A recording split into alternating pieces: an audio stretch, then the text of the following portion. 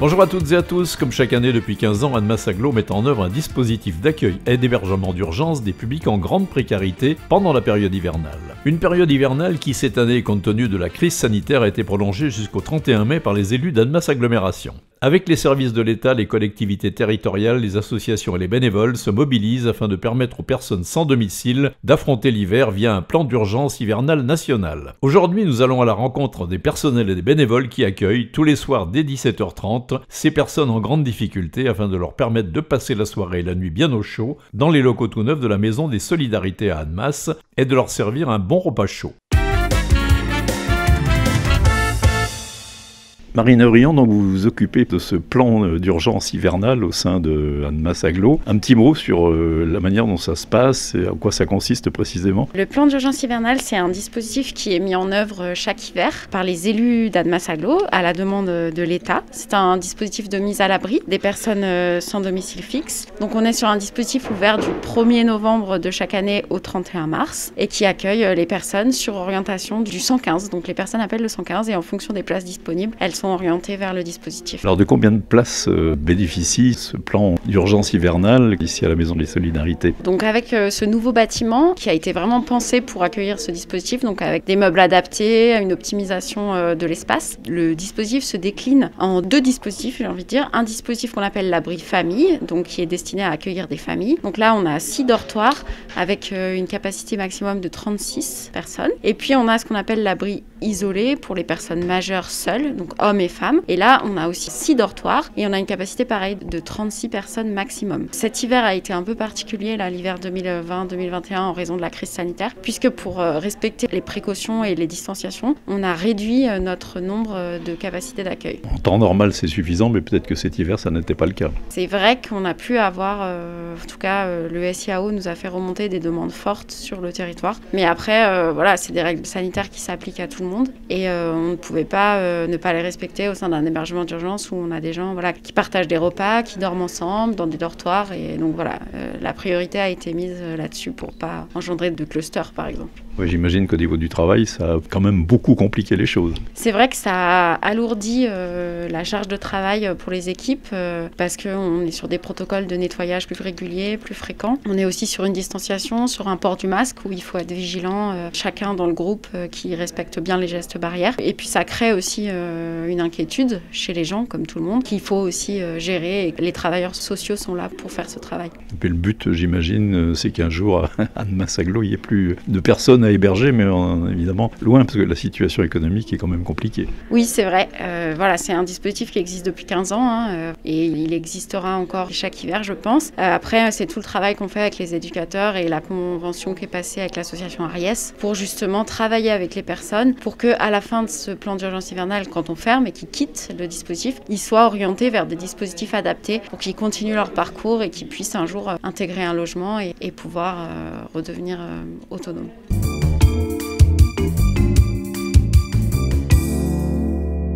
Et ces bénévoles, nous les avons rencontrés quelques minutes avant leur prise de service pour la confection des repas chauds qui vont réconforter chaque soir les personnes hébergées à la Maison des Solidarités dans le cadre du plan d'urgence hivernale. Nathalie, vous êtes bénévole ici dans ce dispositif du plan d'urgence hivernale. En quoi ça consiste exactement? Nous sommes une équipe de 2 minimum, 3, certaines équipes sont 4 et on nous demande de venir cuisiner tous les soirs. Moi je viens tous les 15 jours, tous les vendredis avec mon binôme et on a donc 1h30, à partir de 17h30, on doit cuisiner un repas complet pour 30 personnes qu'on doit servir à 19h. Donc en 1h30, il faut faire une entrée, un plat avec viande ou poisson, légumes, féculents et un dessert. Donc en 1h30 à 2, c'est parfois sport, mais en général, on y arrive, ça se passe bien. On s'organise si on prend le temps de faire, je vais vous dire n'importe quoi, si on prend le temps de faire une purée, une vraie purée de pommes de terre, pour laquelle il faut éplucher des pommes de terre, et bien à ce moment-là, pour l'entrée, on va faire une soupe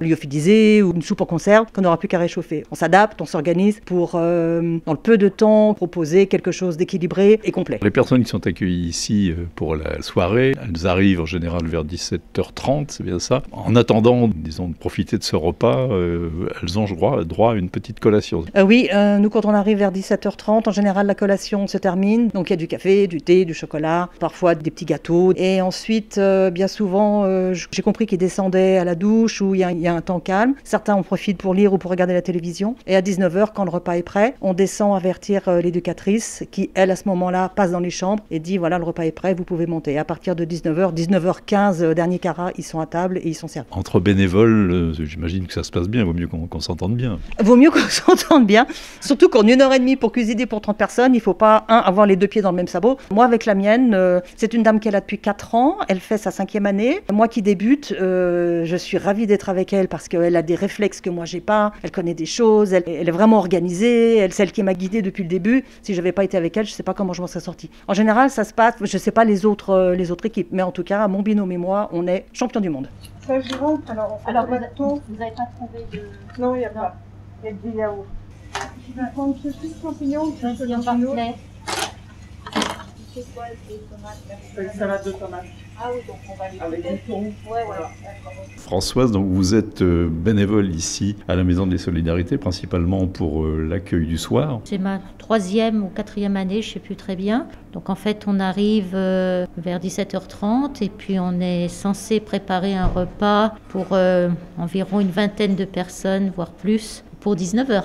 Est-ce que vous savez à l'avance combien de personnes qui sont présentes? Quand on arrive, on vérifie auprès du vigile en bas ou de l'animatrice combien il y aura de personnes, ça change à chaque fois. Mais c'est toujours autour d'une vingtaine, voilà.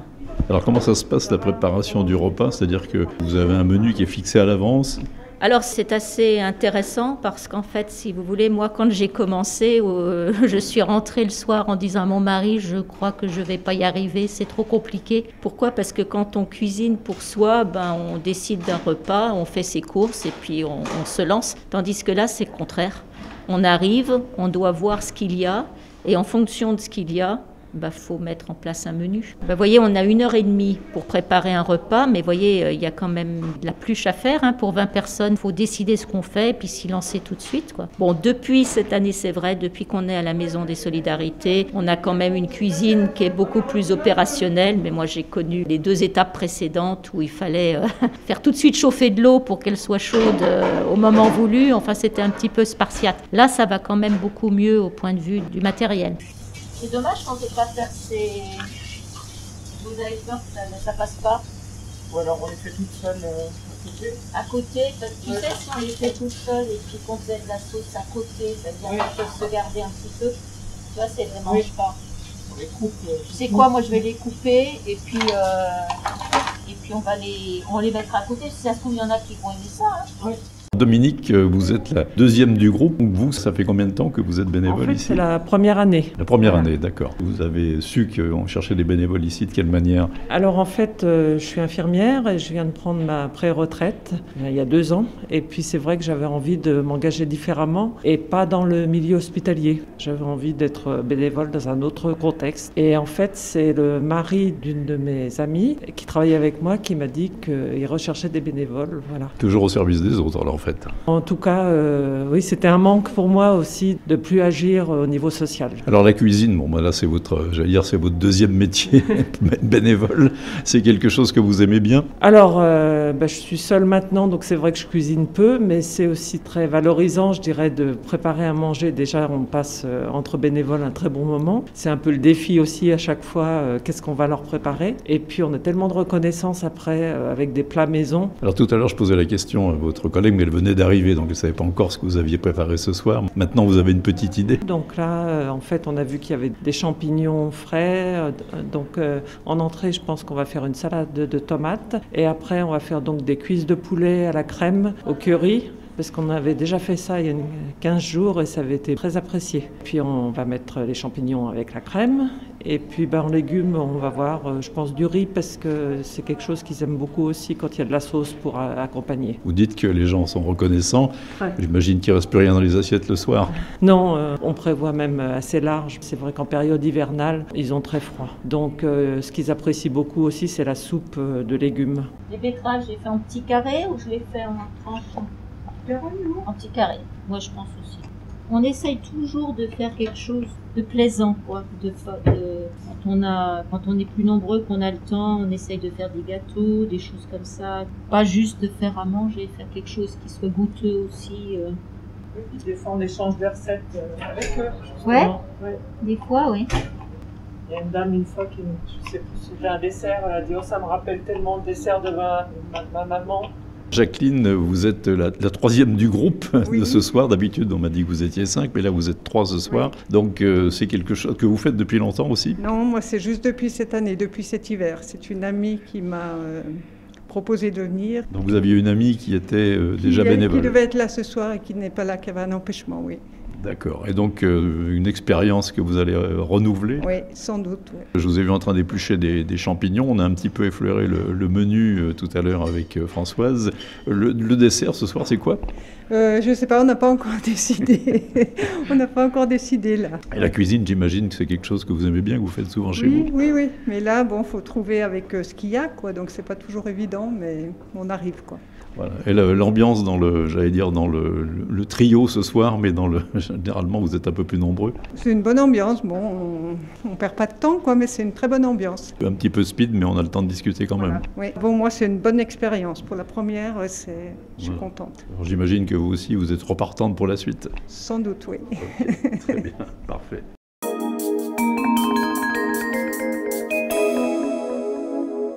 Radi fait partie des travailleurs sociaux de la Maison des Solidarités dont nous a parlé Marine Avrillon. Votre rôle, ça consiste en quoi précisément? Alors nous, notre rôle, c'est de l'accompagnement social, c'est-à-dire les personnes qui viennent ici, ils passent par la domiciliation. Pour les personnes en fait qui n'ont pas d'adresse sur Annemasse, on leur donne une adresse et à partir de là, en fait, on les accompagne dans l'ouverture des droits, aussi dans l'insertion professionnelle, dans l'accès aux soins. Voilà, c'est un ensemble. En fonction de la situation de la personne, ça peut différer. Parce que c'est pas que le repas, c'est tout un tas d'autres choses. C'est ça. C'est que nous, en fait, travailleurs sociaux, on s'occupe plus des démarches administratives et pour tout ce qui est repas, c'est géré par les bénévoles. Alors, quelles sont les difficultés que rencontrent toutes ces personnes que vous hébergez, que vous accompagnez tout au long de l'année? La première difficulté reste l'accès au logement parce que ça, c'est une réalité sur le territoire. Après, comme on l'a dit, c'est des personnes qui peuvent être aussi éloignées en fait du système, c'est-à-dire qu'ils sont sans droit, qui ont des problématiques de santé, des problématiques financières. Et il y a beaucoup de problèmes en fait. Et nous, notre rôle quand ils arrivent ici, c'est surtout de les mettre à l'aise et essayer de voir avec eux comment on peut les accompagner au mieux en fait dans leur quotidien. Combien de personnes est-ce qu'on estime qui ont besoin de vos services sur l'agglomération d'Annemasse? Est-ce que c'est chiffrable déjà? Oui, on peut dire que c'est énorme en fait parce que nous, rien qu'on est 4 travailleurs sociaux et dans nos suivis, on en est à 120 par travailleur social. Principalement, c'est des gens qui ont perdu leur emploi, qui se sont retrouvés à la rue? C'est un mélange de tout. C'est des personnes là, avec la Covid, oui, on en a beaucoup qui ont perdu leur emploi. Sinon, il y en a d'autres aussi qui sont en errance depuis des années. Il y a d'autres pour qui, en fait, c'est des circonstances de la vie, des conflits familiaux ou, voilà, violence conjugale. C'est tout un panel, en fait, de profils qu'on a.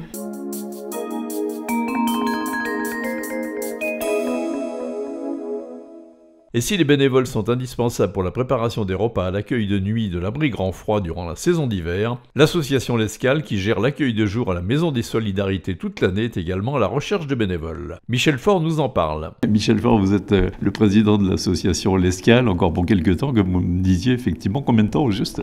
Oh, ça va pas tarder, je vais passer la main là. Voilà, donc vous avez déjà trouvé un successeur là. Ça se précise, oui, ça se précise. J'espère que ça va aboutir, en tout cas, oui, parce qu'au bout de 9 ans de présidence, l'usure se fait sentir. Oui, c'est un long bail. Quelques mots d'explication à propos de l'association L'Escale. Alors L'Escale, c'est une très ancienne association, puisqu'elle date de l'abbé Charrière, dans les années 70. C'était un accueil de SDF. Et puis dans les années 80, ça s'est un peu plus structuré, au début des années 80, avec l'intervention de certains élus de l'époque. Et ils avaient, dans les années 83-84, acheté cette maison de ville qui était 4 avenue Jules Ferry, et notre ancien accueil de jour. Nous avons cette belle structure qui a été créée par l'agglo, hein. Donc voilà, c'est vraiment autre chose, quoi. Nous accueillons d'abord toute personne qui pousse la porte, hein, évidemment, qu'elles soient en précarité ou pas. Et puis nous préparons journalièrement, 5 jours sur 7, des petites collations que les personnes soit mangent sur place, soit emportent avec eux, sandwich, laitage, fruits, viennoiserie, café, chocolat. Hormis la restauration et la petite collation, donc ils peuvent prendre des douches, ils ont une bagagerie pour ceux qui obtiennent une domiciliation avec les travailleurs sociaux. Oui, il y a un tas de choses, dont ils peuvent bénéficier. En effet, on a 2 fois par mois une consultation PASS qui dépend du CHAL, la permanence de soins de santé. La Croix-Rouge vient de s'installer aussi chez nous pour des délivrances de médicaments, de visites médicales, etc. Il y a tout un suivi, effectivement, pas seulement l'aspect nourriture, mais tout le reste. Oui, tout à fait. Il y a un suivi social qui est important. Hein. Au niveau des travailleurs sociaux qui dépendent de l'agglo, il y a des choses qui se font quand même. Oui. Comme l'accueil du soir, vous fonctionnez avec des bénévoles, et c'est là où c'est certainement un petit peu compliqué, parce qu'il faut les trouver, qu'ils restent le plus longtemps possible avec vous. Comment est-ce que vous vous y prenez ? C'est beaucoup le bouche à oreille qui marche. Hein. En général, c'est ce qui marche le mieux. Après, on a eu une petite difficulté quand on a commencé ici, parce qu'il y a pas mal de bénévoles anciens qui n'ont pas suivi, de par l'âge, de par leur durée de vie dans l'association. Hein. Il y en a qui ont fait plus de 20 ans quand même dans l'association. Donc il y a eu un petit creux, et puis le bouche à oreille a marché. On a pu recruter des personnes un peu plus jeunes, bien entendu. Mais au revers de la médaille, ces personnes un peu plus jeunes sont souvent en recherche d'emploi, et dès qu'ils retrouvent un emploi, ils repartent vers l'emploi. Une recherche perpétuelle de bénévoles, pour le moment ça marche. J'imagine qu'effectivement il faut des bénévoles 365 jours par an. Il nous faut 5 ou 6 bénévoles par jour, hein, différents. Alors il y en a qui prennent plusieurs demi-journées, hein, mais en principe il y a des équipes de 5 à 6 personnes par jour. Alors quel est leur travail, quelle est leur fonction à l'Escale principalement ? Uniquement donc l'accueil, hein, en premier lieu, l'accueil de toutes ces personnes, et puis c'est surtout la distribution de collations le matin, et puis l'après-midi, ils sont là. Il y a encore la distribution du courrier, hein, qui est importante pour les gens qui ont une domiciliation ici. Le matin, on commence de bonne heure, hein, on commence vers 8h30, 9h à préparer ces collations, pour que ce soit prêt pour l'instant quand on ouvre à 10h. Et il reste jusqu'à quelle heure donc, le soir ? Alors 17h. 17h. On commence donc le matin à 9h, on ouvre à 10h pour le public jusqu'à midi, et puis l'après-midi 14h, 17h. Combien est-ce que de personnes vous accueillez ? Alors j'imagine que c'est un petit peu variable. C'est très variable, centaines de personnes par jour de passage, 100, 110 personnes, ça dépend. Après il y a des creux, il y a un peu moins, il y a un peu plus, ça dépend les jours.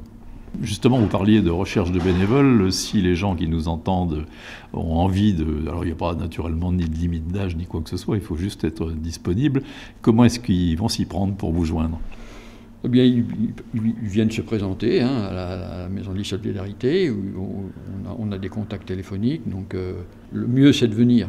Le mieux c'est de venir se présenter, parce qu'ils voient comment ça fonctionne. On se fait un plaisir de leur faire voir le fonctionnement de la maison, parce qu'on a quand même une belle maison maintenant. Et c'est le plus simple moyen si je peux me permettre, on manque un peu d'hommes. D'accord, alors appel à ces messieurs, effectivement, parce que effectivement, chaque fois que je suis venu, j'ai surtout vu des dames. C'est vrai, c'est en majorité, on a perdu pas mal de messieurs, et c'est vrai qu'on aime bien avoir quelques hommes quand même. Voilà, des hommes qui savent éventuellement couper du pain, faire des sandwichs, accueillir, il n'y a rien de très compliqué. Il n'y a rien de compliqué, c'est tout simple, et puis c'est assez convivial dans le fond.